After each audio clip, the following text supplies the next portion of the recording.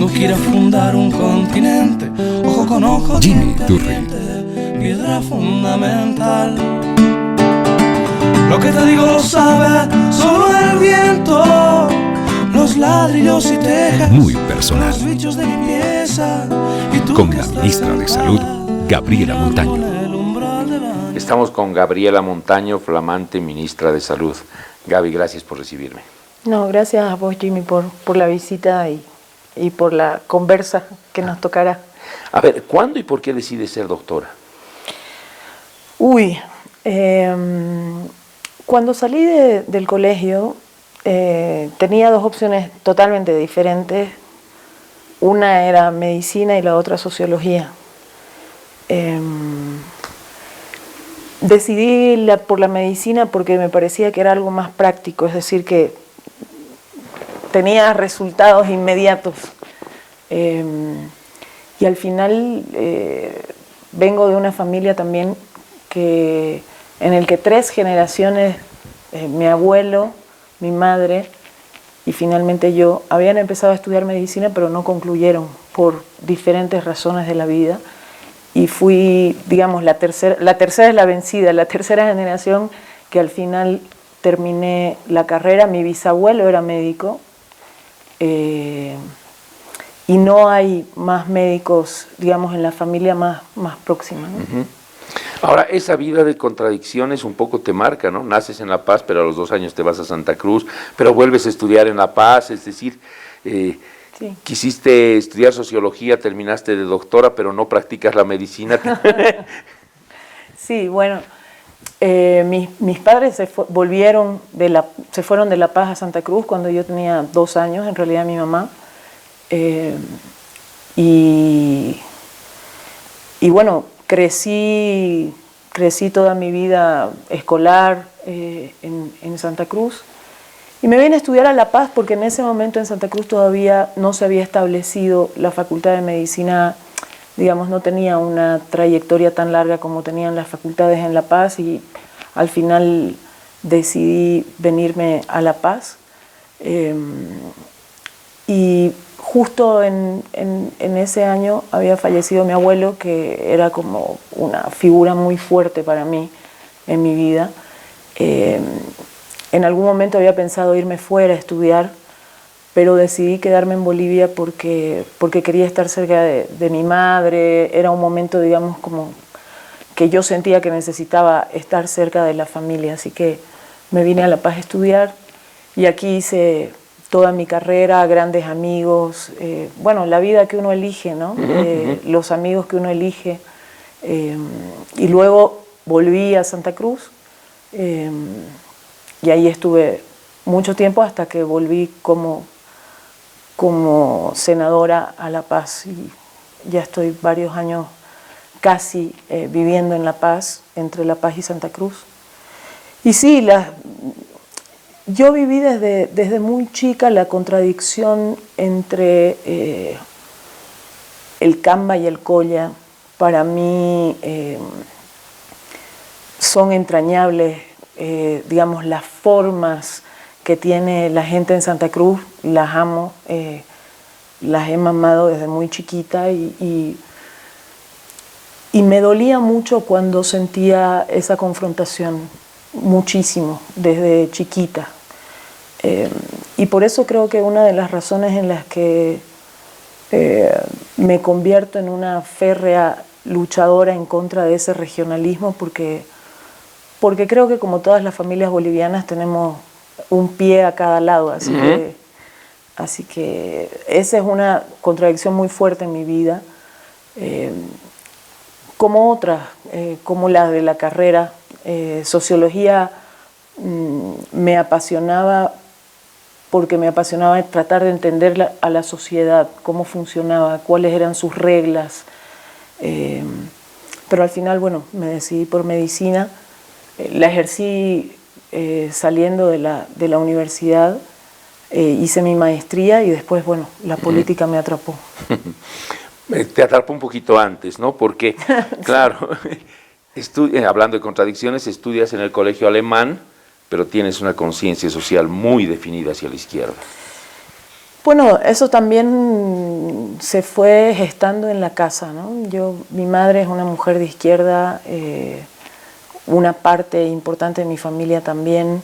Yo perdí a un tío en la guerrilla y crecí escuchando sobre eso. Mi abuelo era un hombre de izquierda con posibilidades de una persona en una buena situación económica, siempre muy respetuoso de la gente. Mi padre también, aunque más de centro. Entonces, sí, es algo que se fue gestando ahí y luego en la universidad maduró, ¿no? En la universidad empecé a entender que había una parte gigante de la sociedad que estaba hecha a un lado, que no le importaba a nadie, ni al Estado, ni a nadie. Y me comprometí con esa búsqueda de un equilibrio, ¿no? La primera imagen que tengo de ti es en el hall de la UMSA, vendiendo periódicos. Sí. De un trotskismo que venía del trotskismo de donde yo venía, así que nos pusimos a charlar, me acuerdo muy bien. ¿Qué te lleva al trotskismo? Bueno, la militancia. La militancia me parece algo absolutamente fundamental en la vida. Militar en algo es lo que me ha hecho lo que soy, ¿no?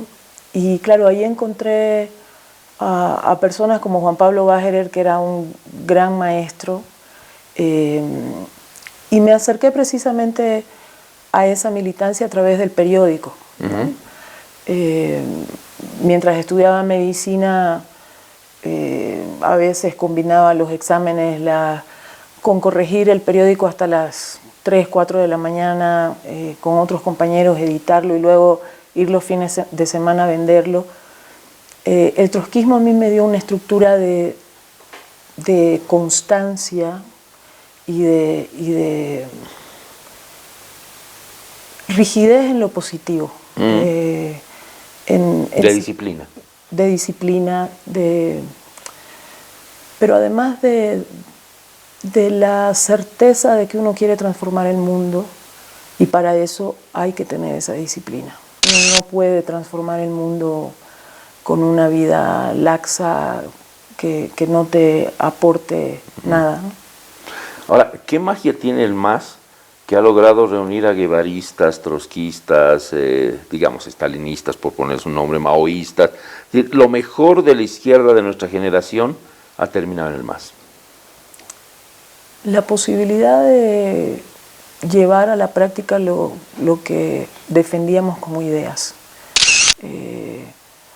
Como proyecto político, el MAS a la cabeza de Evo Morales es eso, hacer realidad lo que soñábamos, lo que defendíamos en escritos, en debates, en discusiones, que en ese momento era una abstracción, no había una posibilidad real.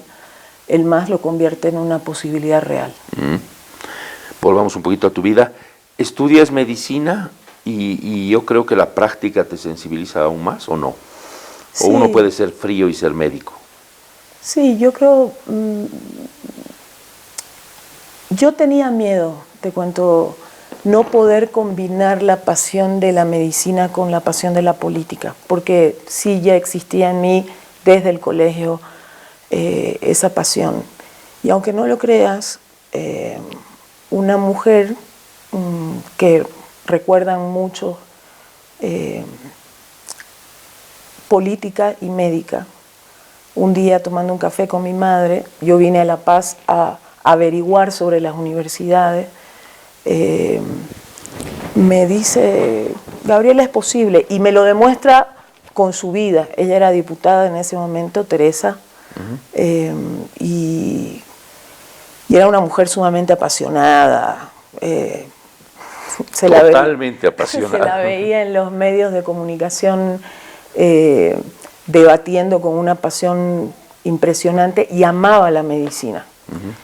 Entonces fue ese último empujoncito que a veces no sabes de dónde va a llegar y que te define en una decisión tan importante para la vida, qué vas a hacer de tu vida. Y ella me dio ese empujón. En un café, charlando, y quién diría que yo iba a estar luego en el Parlamento. Yo en ese momento ni me imaginaba poder ser autoridad, era simplemente la posibilidad de combinar la política con la medicina, con la salud, ¿no? Ernesto Guevara, otro médico universalmente conocido como el Che, dice que un día tuvo que elegir entre cargar las armas o cargar su maletín de médico, y eligió las armas. ¿Te ha pasado? Sí. No explícitamente las armas, pero cuando el presidente me invita a la representación presidencial, yo estaba terminando mi maestría en Santa Cruz y tuve que elegir, porque no podía hacer las dos cosas al mismo tiempo. La representación presidencial exigía muchísimo tiempo, 24 horas al día, y tuve que alejarme un poco de la medicina. Entonces, sí tuve que elegir. Y hoy, por fin, después de muchísimos años, se vuelven a juntar las dos opciones. Bueno. Te invito a un cafecito, que no te invité hasta ahora, nada. Y seguimos charlando, tengo un montón de cosas que decirte. Ya, dale. Cuando quiera fundar un continente, ojo con ojo, diente a Ya diente, volvemos. piedra fundamental. Con la ministra de Salud, Gabriela Lo que Montaño. te digo lo sabe solo el viento. Tengo que ir a fundar un continente, ojo con ojo, Jimmy diente a Durri. diente, piedra fundamental. Lo que te digo lo sabe solo el viento. Los ladrillos y tejas, Muy personal. los bichos de limpieza. Y tú Con que la estás ministra de Salud, sentada, Gabriela mirando Montaño. en el umbral de la... Bueno, Gaby, y una cosa es estudiar y otra cosa es la práctica médica misma. ¿Dónde haces tus prácticas? Bueno, aquí en La Paz, cuando estoy terminando, en el Juan 23, en Purapura, Ya. ¿no? Y luego, cuando me fui a hacer mi provincia en Santa Cruz, en un microhospital en Santa Cruz. Y bueno, justo en ese momento, cuando estaba haciendo mi año de provincia, también estaba embarazada, y terminé las dos cosas casi juntas, Ya. mi año de provincia y mi embarazo. Casi tengo a mi primera hija, mi hija mayor, en un turno en el microhospital, y ahí viví cosas que son, creo, las que todos los médicos en Bolivia vivimos. Estar suturando y que se te rompe el hilo en un parto, y ¿Pero se rompe por la mala calidad? por viejos, por la viejo. mala calidad, Ya. o que un administrador de hospital te diga: ¿pero para qué necesitas vaselina para hacer tacto a una mujer embarazada? O sea, esa Inhumanidad. deshumanización que te va generando el sistema, ¿no? Un sistema al que poco le importaba qué estaba pasando con los pacientes y con los médicos y con las enfermeras, ¿no? Yo aprendí en esos espacios también a respetar a las enfermeras. Dios mío. O sea, si los médicos en muchos casos tienen una labor sacrificada, las enfermeras 10 veces más, porque son las que están al lado del paciente, a veces mucho más que sus propios parientes, que sus propios familiares. Aprendí a respetarlas y a quererlas y a aprender de ellas, porque claro, cuando uno es estudiante de medicina, estás en el último año de medicina y tú ya te asumes médico, pero tienes muy poca experiencia, y esas mujeres, esas enfermeras, esos enfermeros están hace 20, 30 años en un hospital y saben mucho más que tú, ¿no? Y he visto a compañeros comportarse como mirándolas por encima del hombro, cuando ellos no sabían nada de la práctica Entonces sí, aprendí muchísimo en esos momentos. Y también aprendes a que hay momentos en los que si quieres salvar a un paciente tienes que sacar recursos de tu bolsillo para poder atenderlo. Eso que te decía de un parto en el que se me rompió un hilo, pides otro hilo, se te vuelve a romper y dices, bueno, no, aquí hay que comprar.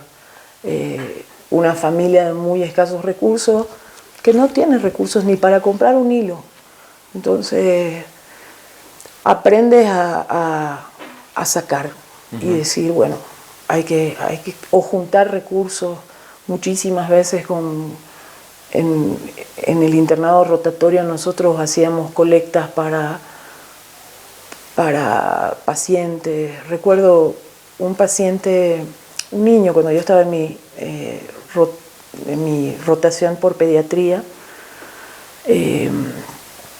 una familia, la madre y el padre desaparece, o sea, los deja en el hospital y no vuelve a aparecer. Pasa un día, 2 días, y ellos tenían muchísimas necesidades.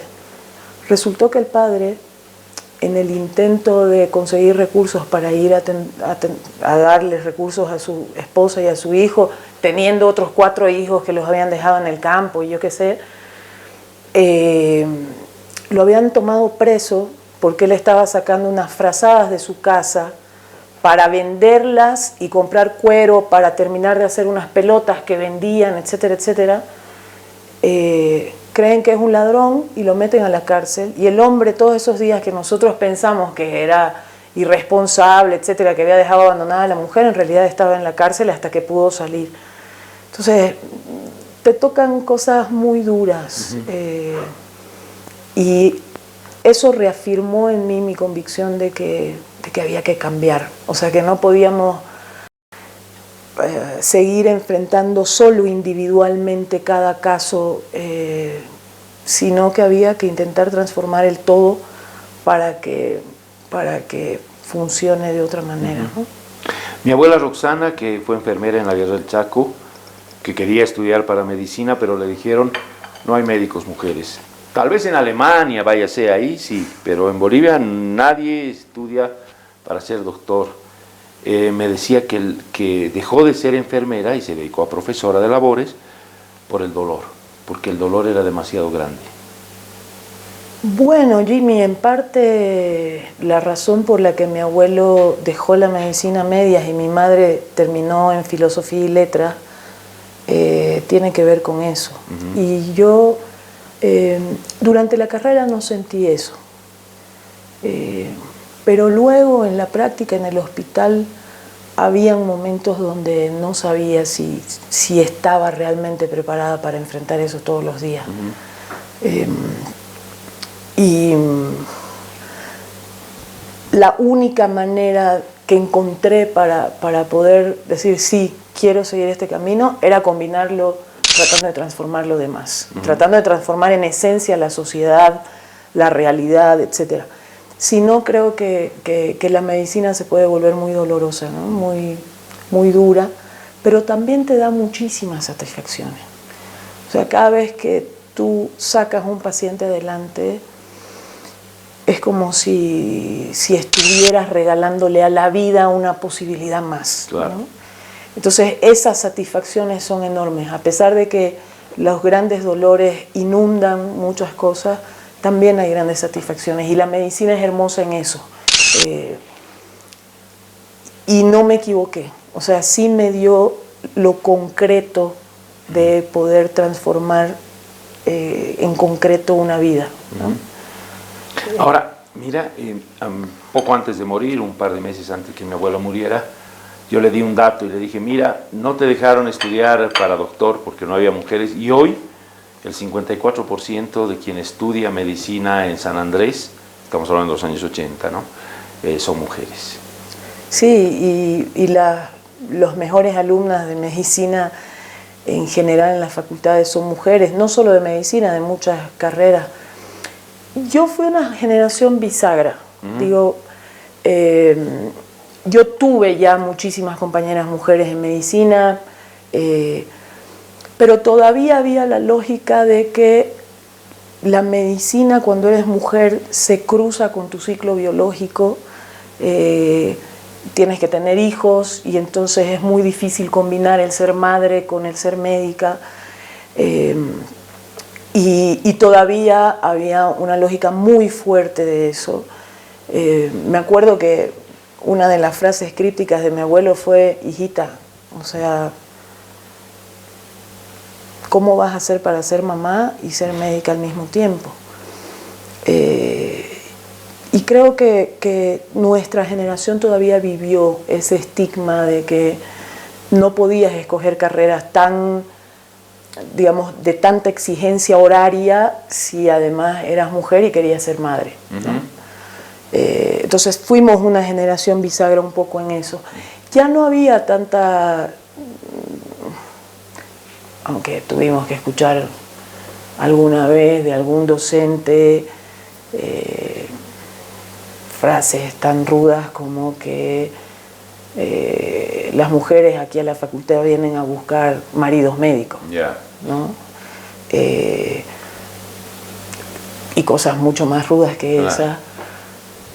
Gabriela, dicen que los psicólogos tienen que ir donde otro psicólogo después de un año porque la cantidad de dolores que han recibido los puede permear. ¿Dónde va el médico para poder calmar ese dolor?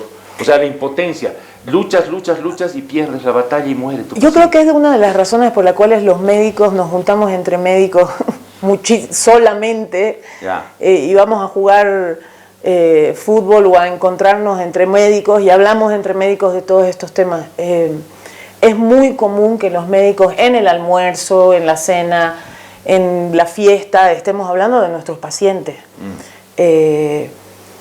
Y claro, para otras personas eso se convierte como en algo muy incómodo, inclusive a veces una charla de médicos, pero yo creo que es la fórmula para sacar, y bueno, también en tu casa, con tu gente, pero creo que somos un tipo de persona que tiene sus cosas bastante extrañas. Los médicos, no sé, o sea, tenemos una vena de humanidad que nos hizo elegir ese camino y esa ruta. Y bueno, es la que yo apelo siempre, a la que yo apelo siempre cuando hablo con mis colegas. O sea, el sistema te puede haber arrancado parte de ese sueño de cuando empezaste a estudiar medicina, pero siempre hay algo que queda ahí que te jala a salvar vidas y a ser más ser humano, ¿no? Creo que lo incómodo no es que hablen de medicina, sino que hablan un lenguaje críptico que el resto no entendemos, porque ustedes tienen unos códigos, la mitad en latín y la mitad en griego, que es difícil. Ahora, mientras existe eso, también existe el otro lado, ¿no? La gente que agradecida te dice: doctor, usted me ha salvado la vida. Sí. Doctora, quiero que mi hijo se llame como usted, no sé.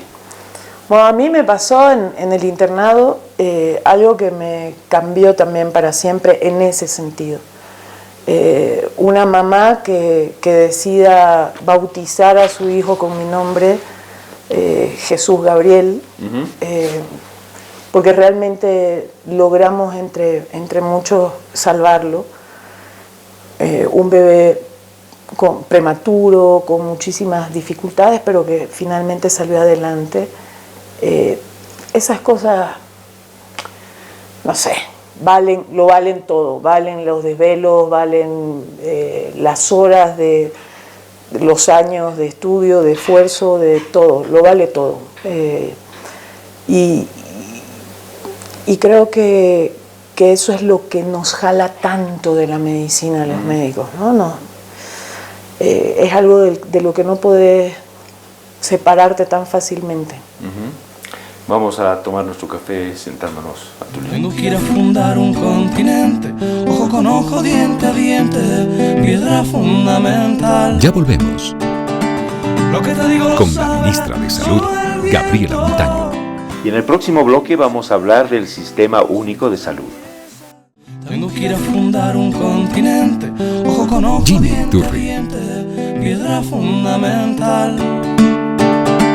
Lo que te digo lo sabe solo el viento, los ladrillos y tejas, Muy personal. los bichos de limpieza. Con la ministra de Salud, Gabriela Montaño. Mirando en el umbral de la... Salud es la primera preocupación de los bolivianos.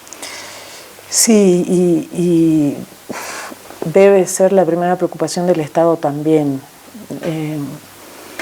Yo creo que todo lo que hemos logrado asentar como bases en términos de recuperación de nuestros recursos naturales, etcétera, etcétera, tiene que ir a transformar la salud de la población. Tenemos algunas bases ya sentadas para que esto se pueda dar. Es decir, en 13 años tú invertiste en más de 1.000 establecimientos de salud en todo el país, has generado un plan de construcción de hospitales de segundo, tercer y cuarto nivel que ya están muchos de ellos en ejecución, has duplicado la cantidad de ítems en 13 años de lo que se tenía el 2006, más que duplicado ahora el 2019. Entonces, esas son bases que permiten que hoy podamos pensar en transformar el sistema de salud, en dar el salto a la universalización. Hasta hoy el Estado se hacía cargo de los dos extremos de la vida, es decir, las personas adultas mayores de 60 años, los menores de 5 años, mujeres embarazadas, personas en situación de discapacidad, pero hoy creemos que estamos en la posibilidad de dar ese salto, que las personas entre 5 y 59 años también tengan una cobertura en salud. Y eso es el SUS. El SUS es esa posibilidad de dar el salto a la universalidad, pero también es la posibilidad de generar equilibrios. Nuestro sistema de salud creció de manera muy desequilibrada, es decir, tú tienes áreas dispersas en el área rural donde no tenías ni infraestructura, ni equipamiento, ni médicos, ni ítems, ni nada. Donde se curaba a la gente con orina. Así es, ¿no? Y una concentración muy grande en las ciudades capitales y sobre todo las ciudades capitales del eje central. Como en otros aspectos de nuestro desarrollo, el norte y el sur no existían, ¿no? Hoy tenemos una infraestructura un poco más, digamos, equilibrada en su distribución territorial, pero todavía tenemos que hacer esfuerzos en eso. Los hospitales que se están construyendo hoy de segundo, tercer nivel van a hacer eso, equilibrar en aquellos lugares donde no había ese equilibrio y completar redes de salud. La gente no conoce, digamos, los conceptos de primer nivel, segundo nivel, tercer nivel, cuarto nivel, pero básicamente lo que la población tiene que conocer es que del primero al cuarto, el primer nivel es el de menor complejidad y el cuarto el de mayor, entonces va ascendiendo. Claro, para la gente un hotel de primer nivel es el mejor, ¿no? En las redes de salud, el primer nivel es el que resuelve la mayor cantidad de los problemas de salud, es decir, el 80% de los problemas de salud se deberían resolver ahí, porque son problemas que no son complejos y que pueden resolverse con menor tecnología y con menor equipamiento. Un resfrío, una pequeña herida, una uña encarnada. El 80% de los problemas de salud, es decir, casi todos. 8 de cada 10 problemas de salud se pueden resolver ahí. No es solamente un resfrío, hay muchas otras enfermedades infecciosas que se pueden resolver y tratar ahí. Por ejemplo, la tuberculosis. ¿Ya? Es ideal que el tratamiento de tuberculosis se haga desde el primer nivel porque es el nivel más cercano a la población y el tratamiento de tuberculosis es un tratamiento muy largo. Pero otro aspecto que tienes que hacer ahí es la prevención y la promoción. O sea, cualquier estado que planifica la salud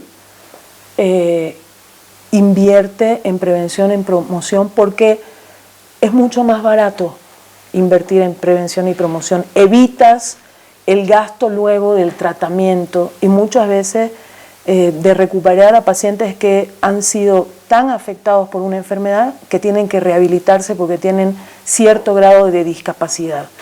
Entonces, prevenir desde el ejemplo del cáncer de cuello uterino que mata Es la segunda causa más importante de muerte en nuestro país de mujeres. Podemos prevenirlo haciendo un Papa Nicolau, un HPV una vez al año, y no tendríamos que tratar a esas mujeres. La vacuna contra el papilomavirus es otro mecanismo de prevención en cáncer, y perdemos muchísimas vidas en el país por eso, ¿no? Ahora, ¿cómo es posible pensar que haya médicos que se opongan al sistema universal de salud?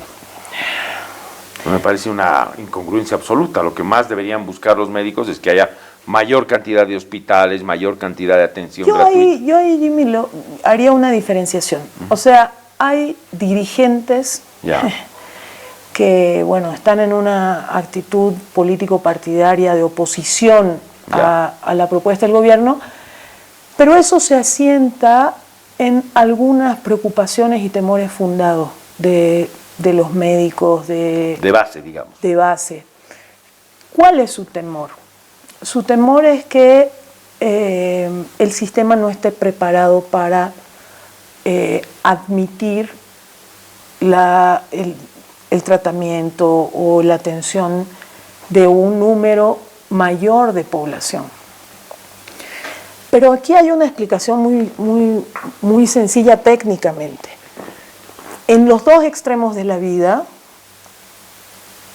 la gente tiene más consultas, requiere más atenciones médicas que en la parte media del ciclo de la vida, ¿no? Y eso está demostrado estadísticamente en todas partes del mundo y en nuestro país también. Entonces, el sistema ya atiende esos dos extremos de la vida, que son los más caros para el sistema y que requieren mayor cantidad de consultas, mayor cantidad de atenciones médicas, de cirugías, etcétera, etcétera. En cambio, esta parte central del ciclo de la vida no es la parte más cara para el sistema. Entonces estaríamos dando un paso en el cual nosotros creemos que estamos preparados para darle, estamos seguros de que se puede.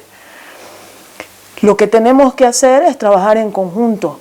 A mí me encantaría discutir con los directores de los hospitales, con los médicos, qué necesitamos en concreto, qué les preocupa que necesitamos en el hospital X, en Cochabamba, en Santa Cruz, en donde sea, en La Paz, en lugar de discutir abstracciones que no nos van a llevar a avanzar en el sistema. Yo prefiero discutir con mis colegas para X hospital,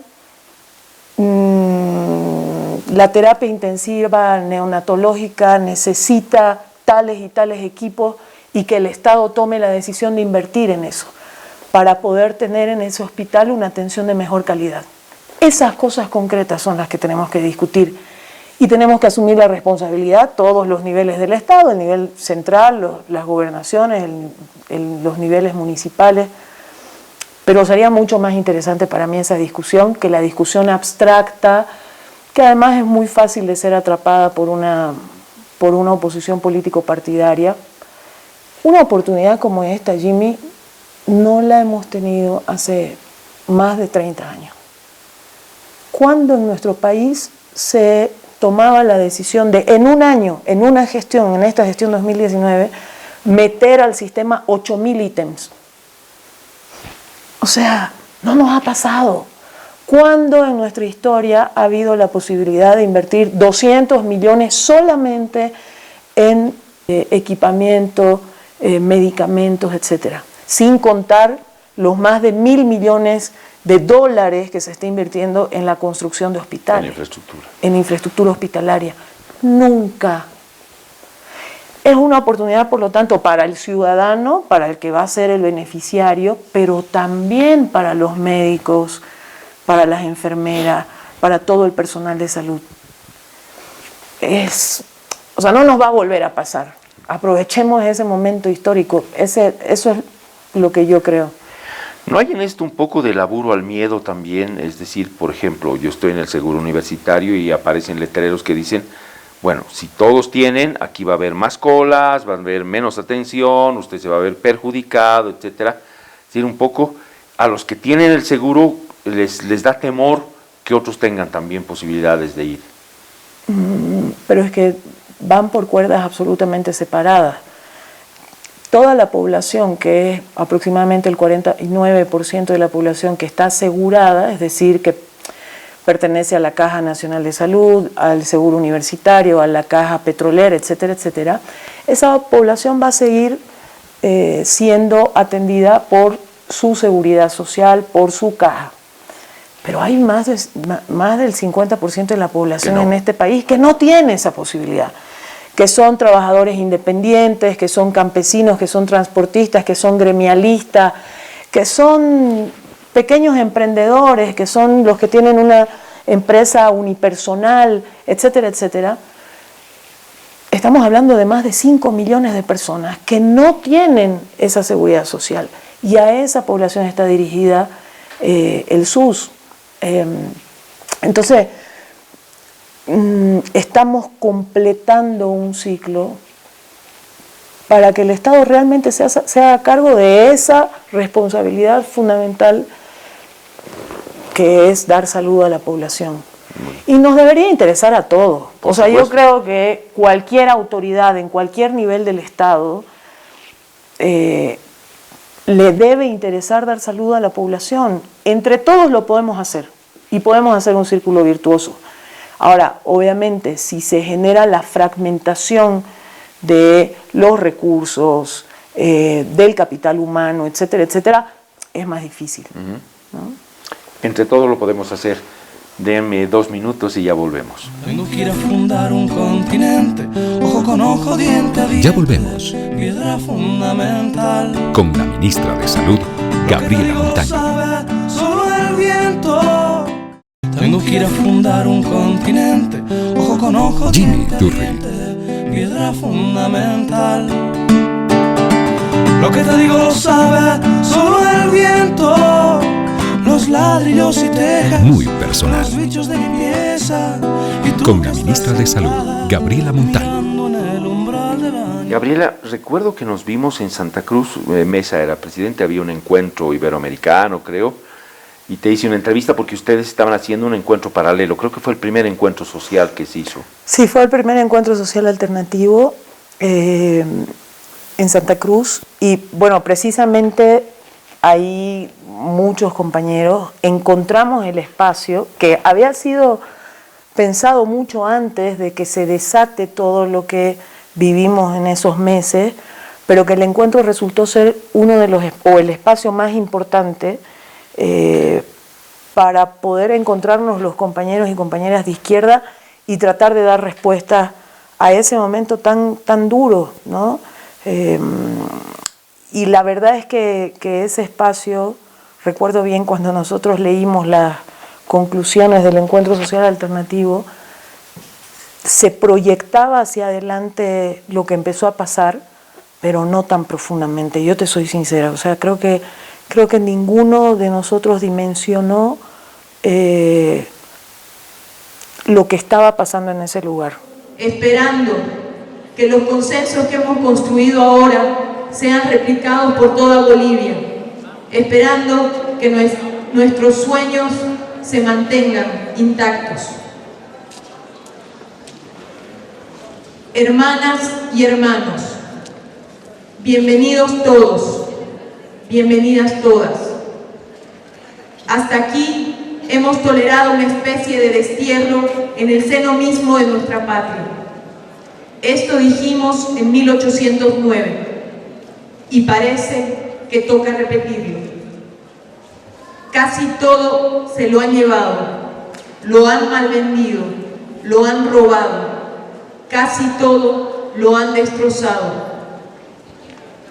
Casi todo, menos a nosotros que seguimos aquí, porque olvidan la historia, la antigua y la más reciente, y creen que estamos en sus manos. No aprendieron todavía que es al revés. Vinimos a apurar las tareas necesarias para refundar el país. Así nomás es. Alguien tiene que hacer el trabajo y nosotros les llevamos la delantera en la costumbre de trabajar a quienes dicen representarnos. Volveremos a hablar aquí de la dignidad y también eso nos diferencia.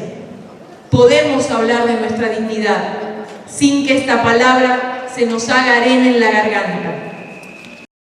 Somos quienes construimos el país, somos quienes sembramos, compramos y vendemos, criamos hijos. Somos quienes ahorramos para que otros dilapiden, quienes ponemos el hambre para que otros coman. Quienes nunca nos vieron hablan en nuestro nombre y quienes nos traicionaron dicen representarnos. Pronuncian la palabra pueblo sin ninguna vergüenza. Somos para mandar. Somos quienes guardamos la patria, amparamos el país que la contiene y defendemos las naciones que la conforman. A eso vinimos, nunca a otra cosa. La ratificación de la pena, ¿no? Estábamos tratando de proyectar algo, y te estoy hablando de cientos, miles de compañeros de todos los sectores del país, que claro, como ese espacio ya estaba ahí, encontraron ahí donde dar respuestas rápidas a lo que estaba pasando. Era una de las crisis más fuertes de Estado que hayamos tenido en la historia del país. Entonces, no, sin duda. Octubre lo cambia todo. Y ahí nos encontramos. Ahí estaba el presidente Evo Morales en ese momento como dirigente, como diputado, y muchísimos líderes sociales.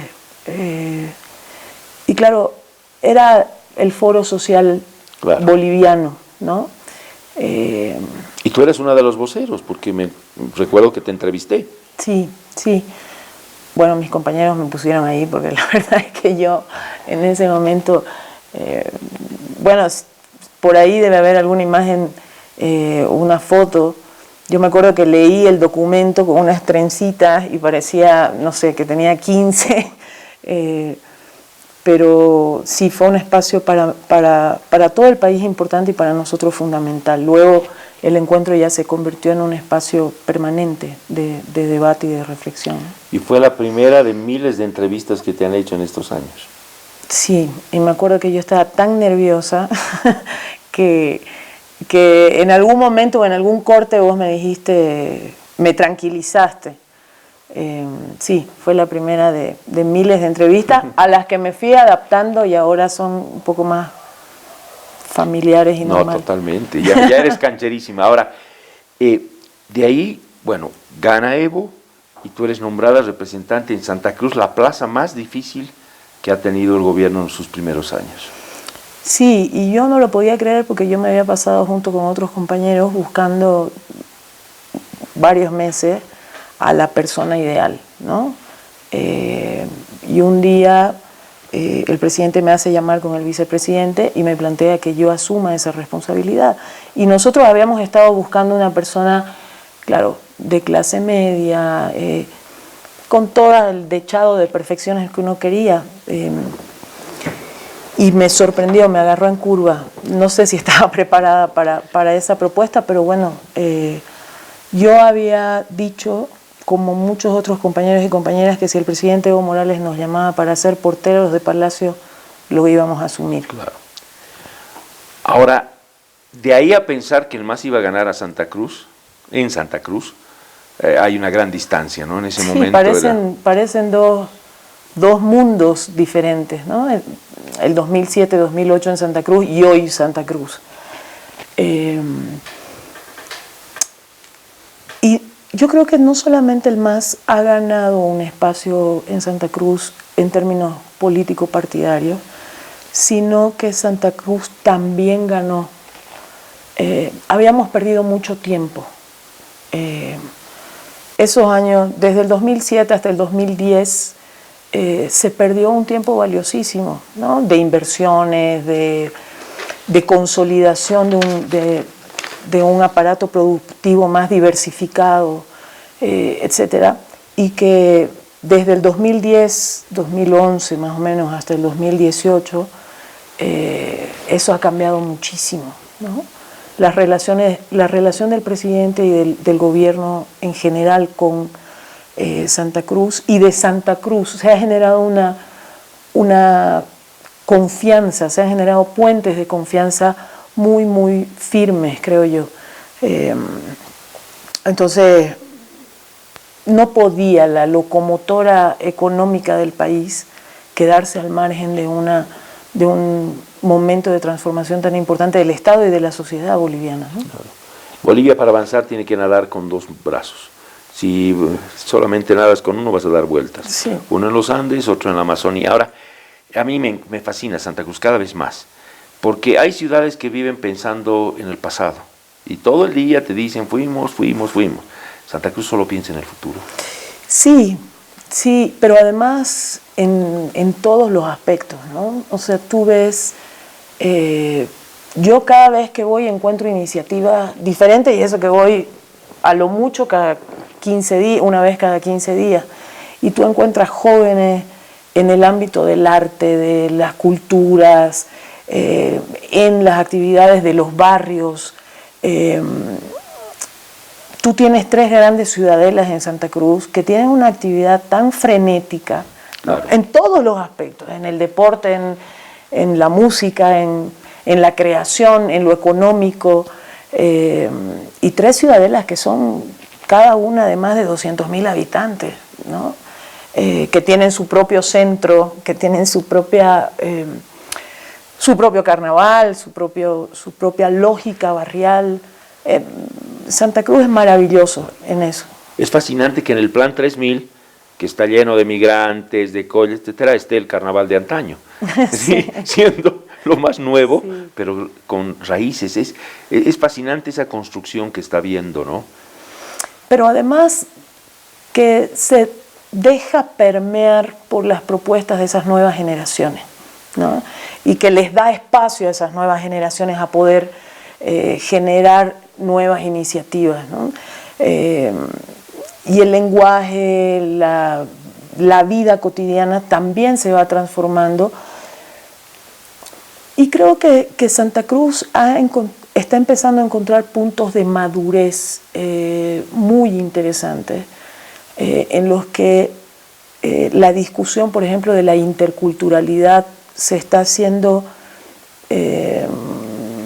desde lo urbano, con matices de mucho relacionamiento con lo rural. Porque yo no creo que haya una ciudad o un departamento que tenga más relación con el campo que la que tiene Santa Cruz. Todas las familias, los emprendimientos de alguna manera se conectan con lo rural, con lo agrario, con lo ganadero, etcétera, etcétera. Entonces, hay otra forma de interculturalidad que me encanta, ¿no? Una amiga orureña me decía, ella migró desde niña y me decía, es como si nos hubieran quitado la chamarra.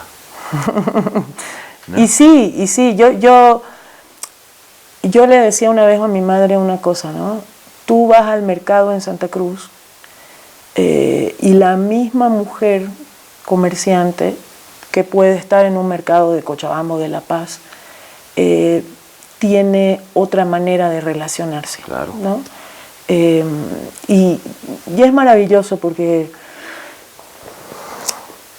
esa forma abierta, directa, en el llano de decir las cosas, de hacer las cosas, te va contaminando, aunque seas migrante, ¿no? De hecho, en mi familia yo lo he visto. Mi madre, que es paceña, hace muchos años que dice, amo La Paz, amo sus cerros, amo todo eso, pero vivir, no sé si podría volver a vivir en La Paz, porque ya se acostumbró tanto y se aferró y hizo raíces tanto en Santa Cruz que claro, venir le encanta, disfrutar de sus cerros, disfrutar de sus montañas, de los colores, etcétera, etcétera, de los olores, está bien, pero ya se acostumbró a Santa Cruz, o sea. Si alguien que sabía mucho de revoluciones decía, hay que ver la revolución con ojos de mujer.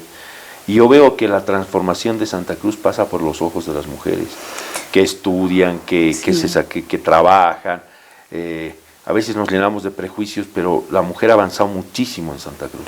Sí, de hecho, mira, en términos empresariales, ha sido el primer departamento donde se ha logrado establecer una cámara de mujeres empresarias, ¿no? Ya está ahí candidata para el comité cívico. Sí, y que podrá debatirse si las mujeres empresarias tienen que buscar un espacio dentro de la Cámara Empresarial General, pero te muestra, lo que tú estás diciendo se muestra en Santa Cruz de manera muy palpable. Las microempresarias, ¿no? Entonces, sí, yo creo que Santa Cruz, las mujeres cruceñas, las mujeres que viven en Santa Cruz, han dado un salto enorme, hemos dado un salto enorme en términos de profesionalización, claro, en términos de preparación, y la mujer del Oriente en general es una mujer muy metedora, es una mujer que puede treparse al caballo y arrear vacas, lo mismo que puede cuidar a sus hijos, lo mismo que puede tener una empresa, ¿no? Es una mujer muy metedora, de mucha fuerza, de mucha garra.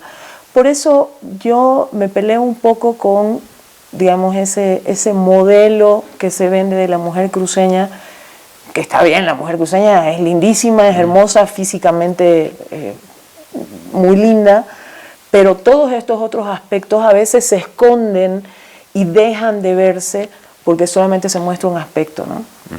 Gabriela, gracias por haberme recibido, ha sido la charla fantástica. Gracias a vos, fue Beli, para mí también. Tengo que ir a fundar un continente. Con la ministra de Salud, Gabriela Montaño. Fundamental.